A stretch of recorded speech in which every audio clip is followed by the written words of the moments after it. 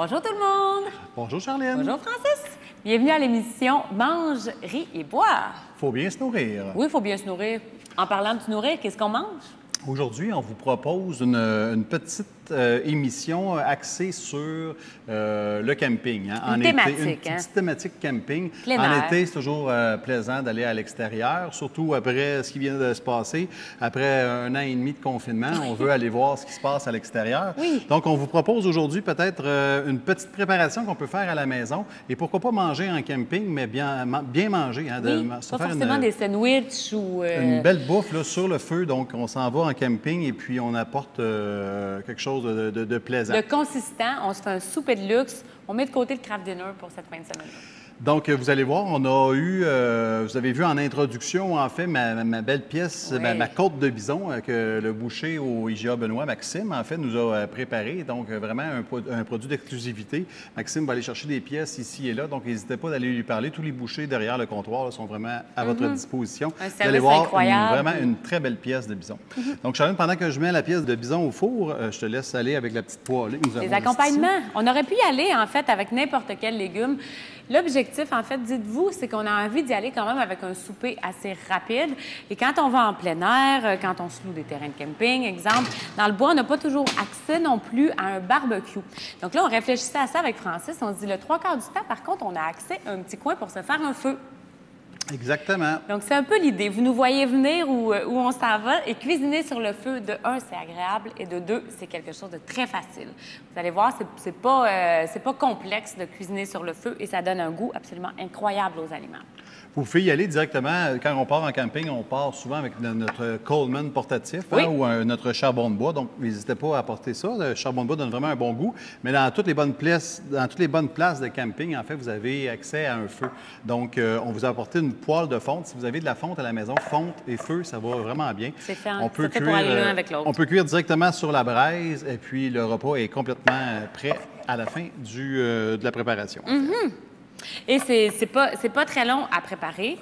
Et là, on s'est dit, on va essayer de rester dans la même thématique. On a dit thématique le bois, la nature, on renoue avec le plein air. Donc, on s'est dit, on va rester avec des goûts un peu de sous-bois. Hein.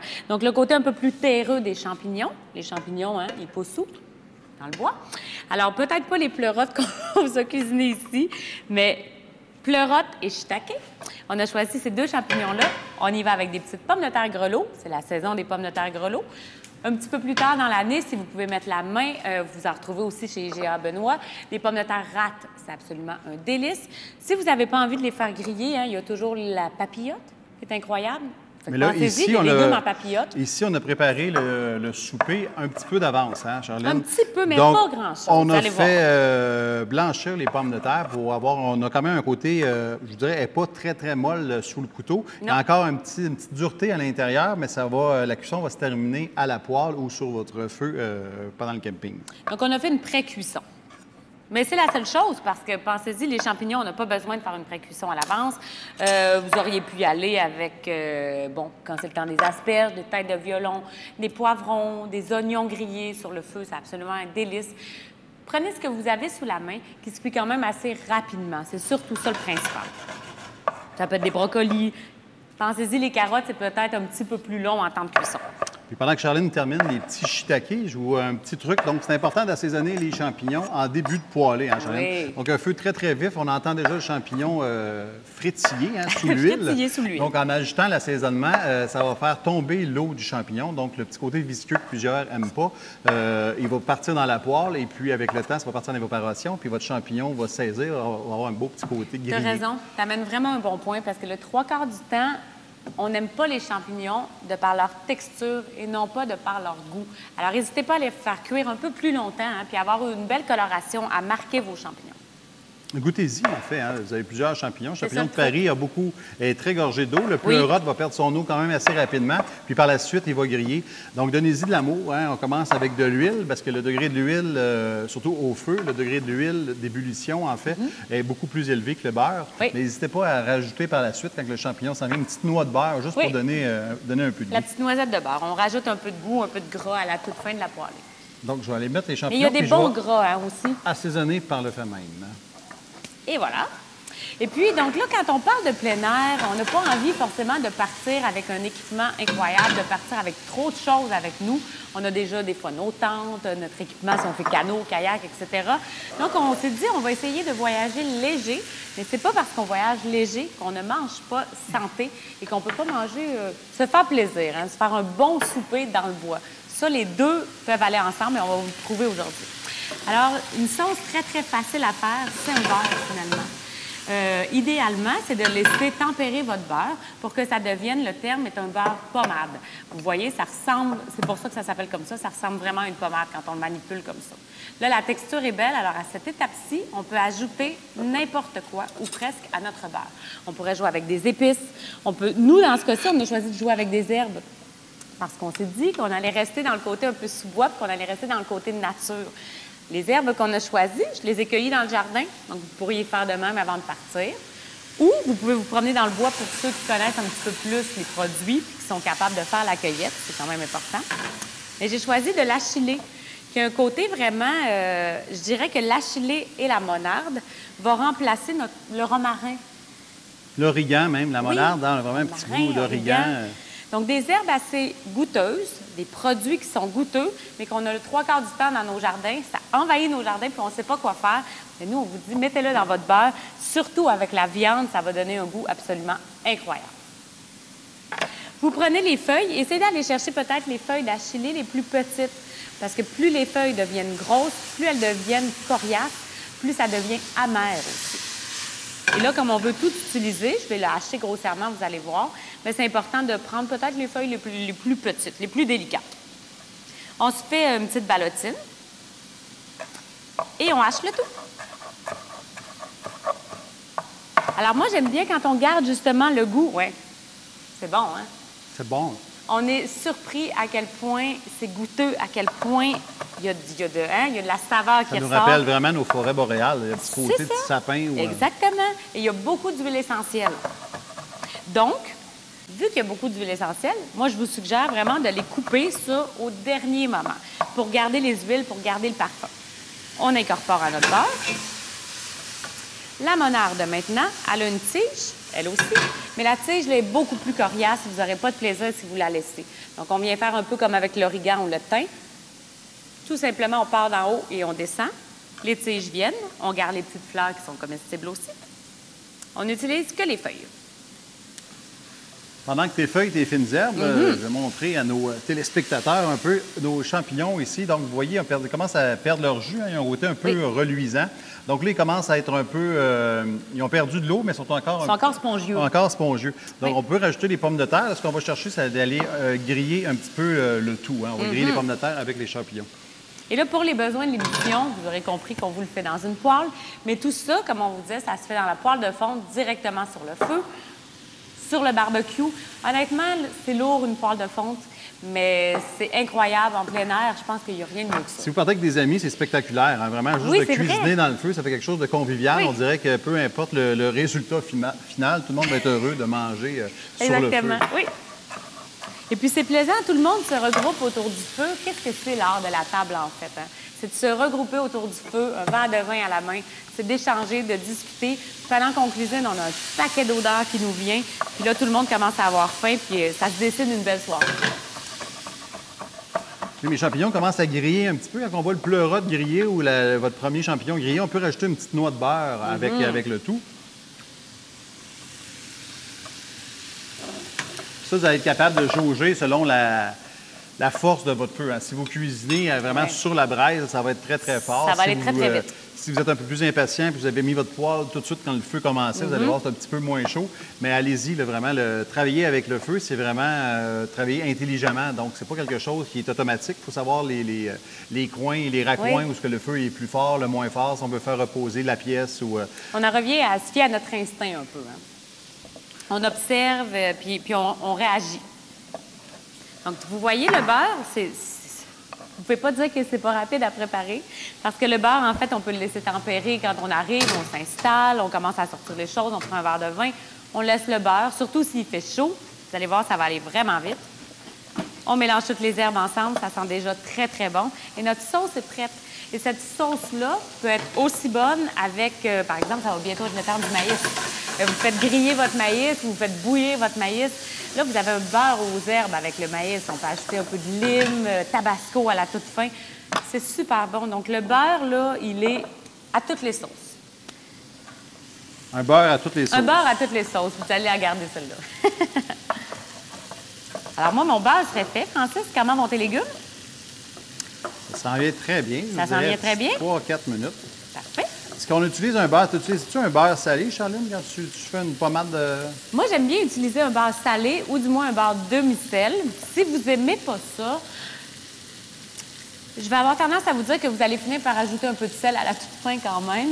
Ou si vous voulez garder votre beurre nature et ne pas prendre de beurre salé, vous allez devoir peut-être assaisonner un petit peu plus vos légumes ou votre pièce de viande, de poisson ou vos brochettes que vous allez faire. Parce qu'on parlait de poisson, mais ça peut être absolument incroyable avec une brochette de crevettes. Pensez finalement, là, on part de la maison avec notre petite pot, on a déjà fait nos brochettes.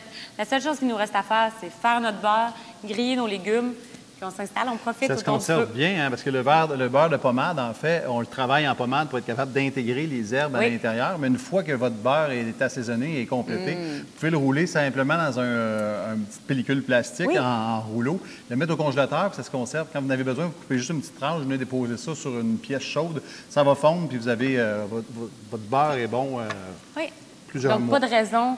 Si vous avez vu la première émission, d'ailleurs, ça pourrait être une troisième sauce qui se congèle et qui se réutilise dans vos pâtes. Bref, vous avez compris le principe, là?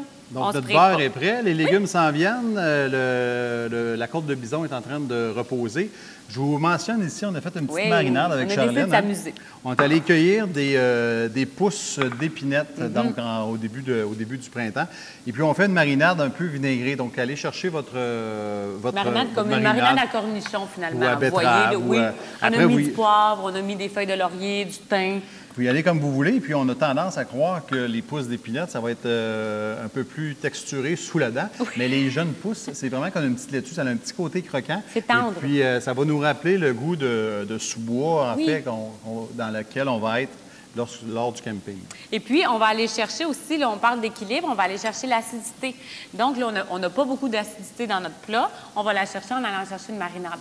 Vous n'avez pas de pousses d'épinettes, vous n'avez pas envie de mariner quelque chose. Vous avez, exemple, déjà votre petit pot de betterave marinée. Ça aussi, ça s'amène super bien en camping. Des capres marinés, tout simplement, qu'on ajoute à la toute fin. Ça va être super bon, puis ça amène le petit punch, la petite acidité à la toute fin. Donc, vous allez avoir le gras, le côté herbacé, le côté un peu plus poivré qu'on met à la toute fin sur la viande. Tout va être réuni pour que vous ayez un souper incroyable. Bon, comme vous disait Charline, pour les bienfaits de l'émission, on s'est servi d'une poêle sur le poêle. Mais en servant directement dans la poêle de fonte, ça peut être un plat très convivial qu'on va déposer au centre de la table de pique-nique, en prenant bien soin de mettre quelque chose en dessous pour ne pas allumer la table de pique-nique. Et puis, autre point, j'ajouterais, Francis, la poêle de fonte par-dessus marché, si vous vous en servez comme plat de service, elle vous sert non seulement à la cuisson, mais après, elle vous sert comme plat de service. Et elle vous évite de passer des heures et des heures à faire de la vaisselle, qui, dans la nature et en camping, exactement, un peu moins évident de faire la vaisselle. On pose ça sur la table. Maintenant, on trouve des assiettes compostables qui sont jolies, qui sont parfaites. Encore une fois, pas de vaisselle. C'est convivial, c'est beau. Ça va rassembler tout le monde autour de la poêle. Vous allez voir, ça va être chaleureux. Alors, on a notre belle pièce de bison ici, hein, qui est... Petite pièce de bison, hein? C'est minuscule. Donc, au moins pour 2-3 personnes que vous avez juste ici. On pourrait venir mettre le beurre. Alors là, le beurre, vous pouvez vous amuser à faire des quenelles ou non. Là. Des quenelles, c'est les techniques françaises, comme je fais, pour rouler, pour former une quenelle, c'est le cas de le dire, comme un petit ballon de football avec le beurre. Puis on vient le déposer sur le dessus. Et là, ça va. Vous allez le regarder fondre. Si vous avez des invités ou des enfants impatients qui sont prêts de manger, parce que j'avoue que ça... C'est les enfants qui sont plus impatients, selon toi? Oh, l'un ou l'autre. Ça hein. peut Il y a encore... certains invités qui peuvent être plus impatients que des enfants. On peut simplement promener le beurre pour le faire fondre plus rapidement, parce qu'en bouche, hein, une bouchée de beurre, certains diront que c'est bon. J'ai un beau-frère qui adore le beurre. Ah oui, je ne sais pas de qui tu parles, mais c'est vrai qu'il en raffole, il en mettrait partout. Nos fleurs de monarde. Elles sont belles, elles sont bonnes, on les oublie pas, on les intègre. Et le beurre, comme je vous le disais, pour ceux qui ont regardé la première émission, le beurre, moi, je le poserai sur la table pour ceux qui ont envie d'en ajouter à leurs pommes de terre ou leurs champignons. Les petites pousses Et marinées. puis, je mettrai les petites pousses ici pour que tout le monde puisse déguster. Ça va être délicieux. Est-ce que tu as ajouté du poivre? Sur le dessus, j'ai pas craqué de poivre encore. Moi, je suis une fan de poivre. Si vous n'êtes pas fan, vous n'en mettez pas, tout simplement. Vous n'êtes pas obligé de faire absolument tous mes gestes. Mais le poivre aussi, il vaut mieux l'intégrer à la toute fin de la recette parce que c'est très fragile, le poivre, et ça a aussi des huiles essentielles. Si on le met dans le début de la cuisson, souvent, on va brûler certains parfums, certains arômes du poivre. À la toute fin, on l'ajoute. Prends ton petit verre de vin, Francis. Hein? On est en camping, on est autour du feu. C'est les vacances. Oui, c'est les vacances. Prends-en une gorgée même. Ah, pourquoi pas? On trinque, on célèbre les vacances, la beauté de la nature au Québec. On prend le temps d'être dehors, on prend le temps d'être avec les gens qu'on aime. On en a été privés assez longtemps comme ça. Profitez. On en profite. Alors, merci d'avoir regardé l'émission Mange, ris, bois. Faut bien se nourrir. Et puis, Bon appétit. oui, bon appétit. Profitez de l'été. À la prochaine. Bon appétit.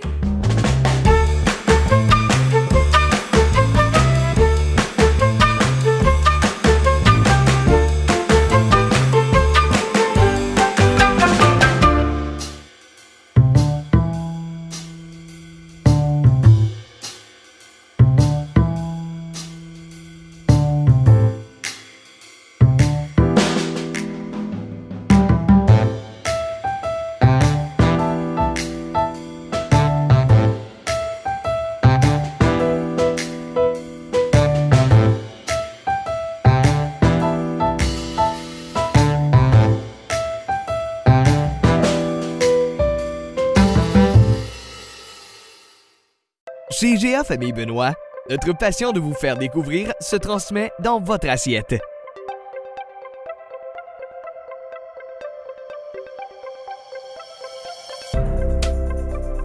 En valorisant les produits du Québec et jusqu'à partout dans le monde, on y retrouve des produits exclusifs et des idées repas qui vous simplifient la vie.